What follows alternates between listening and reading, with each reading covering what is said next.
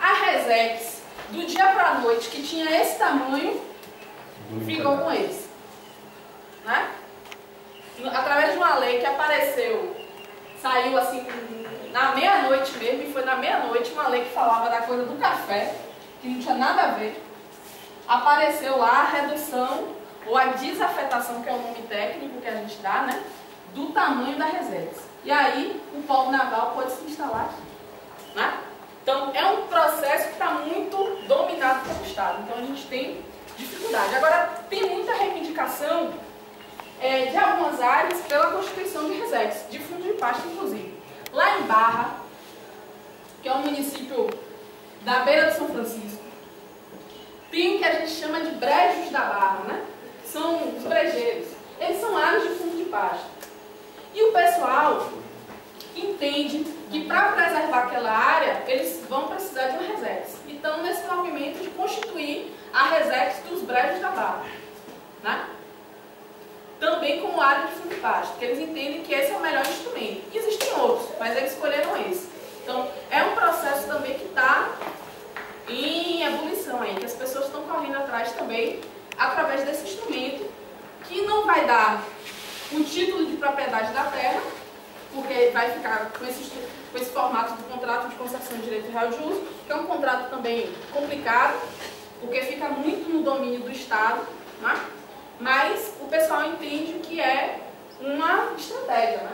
Então, é possível também para os fundos de pasto pensar em constituir uma Resex, mas sabendo que ela tem limites. Um dos limites é o contrato de concessão de direito real de uso, o outro é o que depende de lei, né, para a instituição dessa Resex. A lei pode ser federal, estadual ou municipal, né?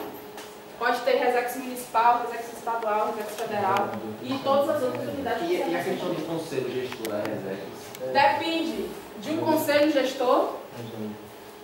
E nesse conselho gestor não entra só a comunidade, entra gato, cachorro e papagaio. Né? O prefeito entra, o vereador entra, o empresário entra, o comerciante entra. Todo mundo que tiver interesse no uso daquela área vai entrar no conselho gestor. Então é mais uma dificuldade também que a gente encontra. Mas tem vantagens, né? Tem vantagem também.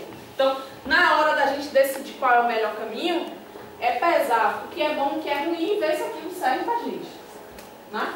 Então, tem gente se organizando em torno disso também, né? Então, é um instrumento que pode ser interessante. Não é a salvação da lavoura, mas pode ser interessante. Né? Para concluir, vamos só tratar de uma outra unidade de conservação que é parecida com a Resex, que é a Reserva de Desenvolvimento Sustentável. E também é voltada para as comunidades tradicionais. Então, o que é que diz a lei? É uma área natural que abriga povos tradicionais, cuja existência baseia-se em sistemas sustentáveis de exploração dos bens ambientais, desenvolvido ao longo de gerações e adaptados a condições ecológicas locais, e que desempenham um papel fundamental na proteção da natureza e na manutenção da diversidade biológica. Da mesma forma, é de domínio público, com contrato de concessão de direito real de uso, para garantir o acesso da população àquela área. Mas, no caso da RDS, quem tem propriedade pode permanecer com aquele título de propriedade. Não precisa ser todo mundo com contrato de concessão de direito real de uso. Pode repassar, vender? Hã? Pode repassar? A propriedade privada. Agora, o que for de domínio público, não. Tá? Porque o domínio é do Estado. Certo? Da mesma forma, na Resex, depende de um conselho gestor, que vai na RDS, depende de um conselho gestor, que vai entrar cachorro, gato, papagaio, depende da criação de lei, depende da criação de uma lei. Então, tem basicamente o mesmo formato. Agora, não é zona livre de mineração. Aqui pode ter mineração.